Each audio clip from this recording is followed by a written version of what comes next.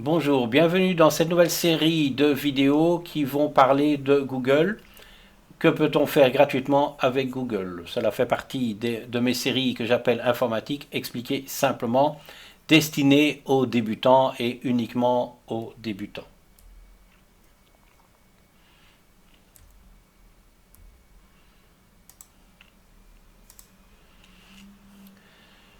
Objet, que peut-on faire gratuitement avec Google? Je me présente, je m'appelle Philippe Autois, je suis formateur et coach en suite bureautique, je donne des cours comme Word, Excel, Outlook et PowerPoint. Ça fait plus de 20 ans que je fais ça et mon but c'est simplement de partager mon expérience avec des gens qui veulent débuter en informatique. C'est une nouvelle série de vidéos, il y aura plus que 6 vidéos, mais voilà déjà une idée du plan des différentes vidéos que je vais faire. Que peut-on faire gratuitement avec Google? Comment faire des recherches, comment faire des recherches d'images, comment faire des recherches avancées, les principes de base du navigateur et comment faire une enquête. Pour retrouver mes vidéos, c'est très simple, vous allez sur YouTube, dans la recherche, vous tapez PHH vidéo avec S et sans accent et vous allez retrouver l'ensemble des vidéos que j'ai publiées sur YouTube. Une fois que vous avez cliqué sur une de mes vidéos, vous pouvez également accéder à toutes mes vidéos. Dans le bas de mes vidéos, dans la description, vous aurez un lien vers ce qu'on appelle mes autres vidéos, ce qui vous donnera la possibilité d'accéder aux vidéos que j'ai déjà publiées et aux futures vidéos, évidemment. Même chose pour le quiz, c'est-à-dire j'ai l'habitude d'accompagner mes vidéos avec des quiz. Le quiz peut être fait avant la vidéo ou après la vidéo. C'est-à-dire que si le sujet, vous avez l'impression que vous le connaissez, mais vous voulez vous tester, à ce moment-là, vous faites le quiz avant et en fonction du résultat, vous pouvez décider oui ou non de voir la vidéo. Par contre, si vous êtes sûr que vous ne connaissez pas le sujet, vous pouvez directement suivre la vidéo et faire le quiz après. Et le quiz, vous allez de nouveau le retrouver toujours dans la description en bas de mes vidéos. On s'attaque au sujet. Que peut-on faire gratuitement avec Google? Il y aura 3 parties. La première partie est théorique, je montre principalement des slides. La deuxième partie, finalement, je le montre sous forme de démonstration. Et la dernière partie, c'est la conclusion. Comme expliqué dans une vidéo précédente, Google agit sur plusieurs domaines. D'abord, peut-être peu de gens le savent, mais Google a ses propres ordinateurs qu'on appelle des Chromebooks. Évidemment, Google a des applications, a énormément d'applications. La plus connue étant le Gmail qui permet aux gens d'écrire des emails et de posséder une adresse email. Mais il y a YouTube, il y a Google Maps, il y a Photos, il y a Traduction, il y a Earth, et etc. Bien sûr, la liste ici est loin d'être exhaustive. Un autre domaine dans lequel Google excelle, c'est le cloud. Donc, c'est-à-dire qu'il y a un espace dédié au stockage de documents que Google met à votre disposition. Google également a un navigateur qu'on appelle Chrome, et c'est avec Chrome que nous allons travailler aujourd'hui. Et Google a un moteur de recherche qui s'appelle Google, qui est un des moteurs de recherche les plus connus, bien sûr. Pour aller sur Google, vous vous connectez avec Chrome, vous ouvrez le programme Chrome, qui est donc un navigateur Internet. Vous ouvrez Chrome. Dans l'adresse, vous tapez www.google.be et vous allez arriver sur la page d'accueil de Google. Chez moi, elle est noire, mais peut-être que chez vous, elle sera blanche. Il faut savoir que cette partie-là, on appelle le portail. Et bien sûr, vous aurez votre petite photo en haut à droite dans la mesure où vous êtes déjà enregistré sur Google. Si vous ne l'êtes pas, je vous invite à vous inscrire sur Google parce que c'est vrai qu'ils offrent énormément d'applications gratuites qui permettent de faire énormément de choses et c'est d'ailleurs un petit peu le sujet de cette vidéo. Si vous êtes connecté, le premier bouton en haut à droite, là c'est Gmail, vous permettra d'accéder à vos emails. Si vous avez déjà Gmail, j'imagine que vous êtes relativement familier avec ça. Vous avez un autre bouton en haut qui s'appelle Images, qui vous permet directement de faire des recherches sur les images. Ensuite, vous avez ces 9 petits carrés qui peuvent être blancs ou noirs. J'appelle ça le hamburger, mais on appelle ça comme on veut. Qui vous permet d'accéder à un certain nombre d'applications qui sont mises à votre disposition. Une fois que vous cliquez dessus, vous aurez cette fenêtre qui va s'afficher et vous proposer ce qu'on appelle les applications Google, telles que le calendrier, les emails, les photos et d'autres applications qu'on va voir un peu plus en détail après. Si vous cliquez sur votre photo, vous aurez accès à votre compte et aux paramètres du compte.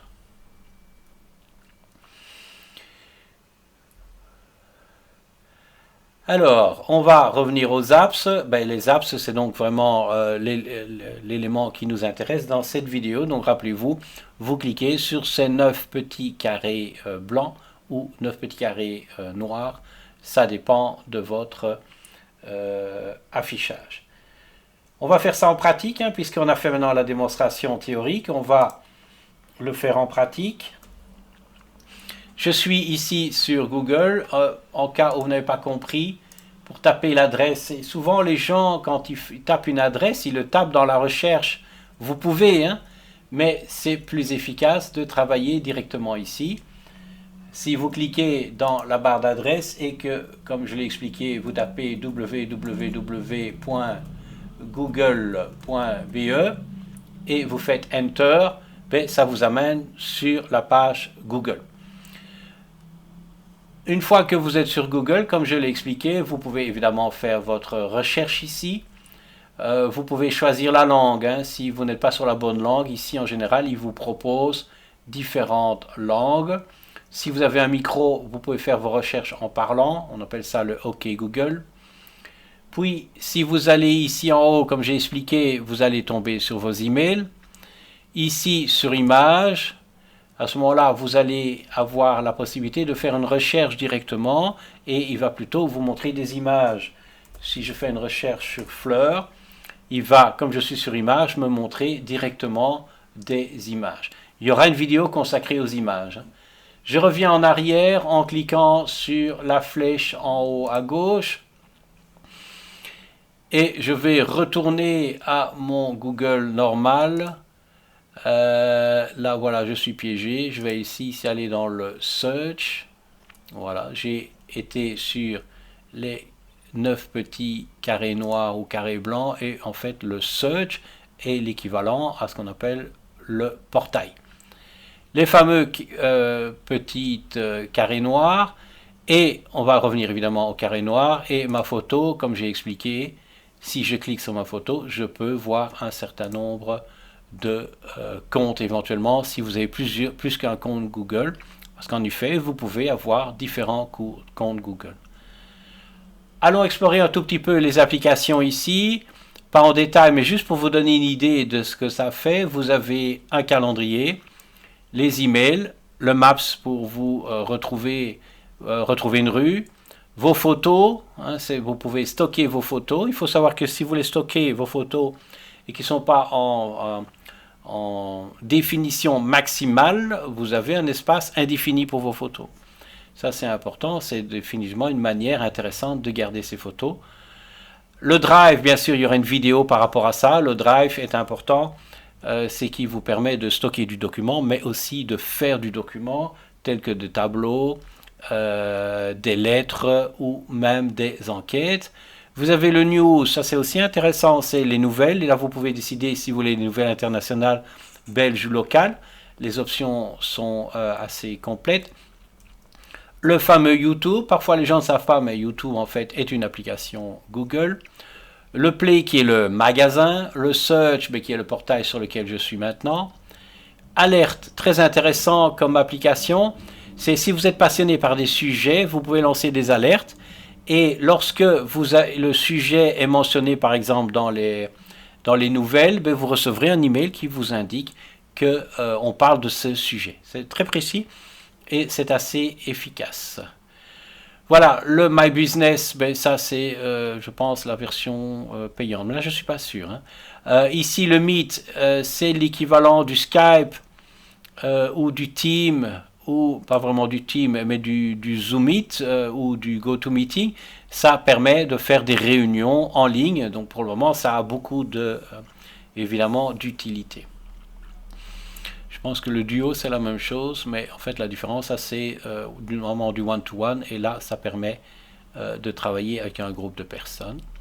Vous avez le Translate qui est vraiment très très utile. D'ailleurs, le Translate est intéressant parce que vous pouvez même parler, en français et lui demander de traduire en arabe, par exemple, ou en chinois, ou en japonais. Books, ben, ça veut dire books, hein, ça vous permet de faire des recherches. Il faut savoir que Google fait pas mal de scans de vieux livres. Blog vous permet de créer un blog vous-même. Donc si vous voulez vous lancer dans la création de sites internet, c'est toujours intéressant de commencer à acquérir un peu d'expérience avec le blog parce que c'est une manière simple d'y arriver rapidement. Votre compte, des documents, l'équivalent de Word, vos contacts, un chat vidéo également, l'équivalent de Excel, l'équivalent de PowerPoint. Voilà, ça c'est super. En fait, toutes les options ici, peut-être que certaines j'en ai et que vous n'avez pas, c'est une question de compte. Et pas sûr que vous ayez Classroom, par exemple, ça c'est plus destiné aux professeurs. C'est absolument fabuleux. Ça vous permet de voir la géographie mondiale et souvent en 3D, et ainsi de suite. Donc je ne vais pas continuer, mais il y en a plus en allant ici sur More from Google. Voilà, ça c'était un petit tour d'horizon de Google. Passons à la troisième partie. Il manque un R là, pas grave. Voilà, ici on vient de terminer que peut-on faire gratuitement. La vidéo de demain ou d'après-demain, c'est comment faire des recherches au niveau simple. Il faut savoir qu'il y a des tout petits trucs par rapport à la recherche qui, une fois qu'on les connaît, ça rend les choses nettement plus faciles et agréable à rechercher. Je rappelle donc qu'en dessous de ma vidéo, vous avez un lien vers le quiz. Et j'ai toujours, et là vous aussi, vous pouvez arrêter de regarder la vidéo si vous voulez, j'ai décidé de mettre toujours un petit conseil pédagogique ou philosophique à la fin de mes vidéos. Et ici, je vais vous parler d'un concept qui ralentit l'éducation, ralentit l'apprentissage et qui, quelque part, humainement, crée des problèmes au niveau de la communication. Et ce sujet, ce sont les idées fausses. Une idée fausse, c'est une idée qui va à l'encontre d'une vraie idée.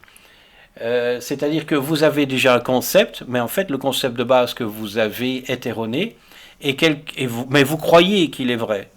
Et au moment où quelqu'un vient avec une idée qui va à l'encontre de ce que vous croyez vrai, ben vous rencontrez ce phénomène d'idées fausses. Et quand on donne cours, il faut savoir gérer ça. Si vous insistez avec votre idée, ben l'autre personne va contre-attaquer et va vraiment rester sur ses positions, mais pendant ce temps-là, elle n'apprend pas. Elle n'est pas du tout à l'écoute de ce que vous essayez de lui expliquer. Et au plus vous essayez de forcer, au plus les choses vont devenir explosives. Ce qu'il faut faire, c'est calmer les choses, c'est-à-dire qu'il y a un duo qui est assez puissant au niveau humain, c'est le raison-tort. C'est le fait d'avoir raison, d'avoir tort, ou de donner raison ou de donner tort. Ce sont deux mots et deux situations qui peuvent résoudre énormément de problèmes. Je pense d'ailleurs que si les gens avaient moins soif d'avoir raison, la vie humaine serait nettement plus agréable sur cette planète. Mais ça, c'est un autre sujet. Et une manière de faire, c'est si quelqu'un a une contre-idée, c'est pas d'essayer de la contrer, mais c'est essayer de la comprendre.